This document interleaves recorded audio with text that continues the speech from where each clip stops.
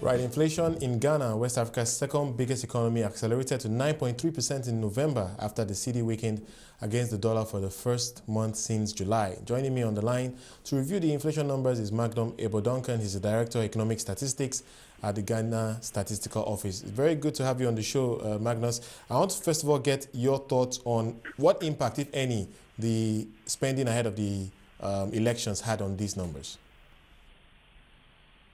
Hello, please come again. I want to get your thoughts on whether spending ahead of the elections had any impact on the November inflation numbers, and if it did, how much impact? It will be very difficult to attribute the election spending on the current inflation figures. In the sense that if you look at food inflation, it's rather reduced from 4.1 to 3.9. Okay. You see? It is the non-food inflation that went up. But even if you look at the components or the groups that went up, you cannot attribute it to anything like electioneering spending. For instance, if you look at elections, printing of T-shirts, printing of posters and others, they are given free of charge. So it does not go into retailing at all, because the T-shirts that the parties print, they don't sell. The posters that they print, they don't sell. So if you look at the producer price index, you see that printing went up. Right. Okay. The price went up, but it did not affect the CPI. All right, let's look ahead.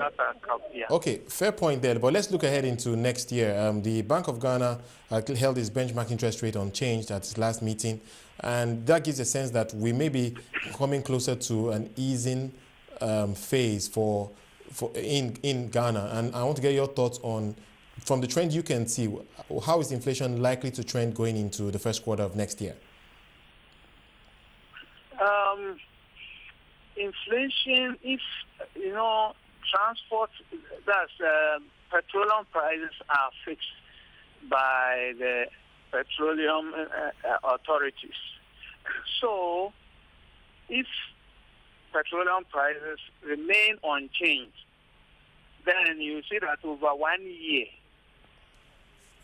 the year-on-year change will be zero. So that will bring the inflation down if fuel prices remain the same, because it was increased in December 2011, and since then it has remained stable. It has remained the same. There hasn't been any change.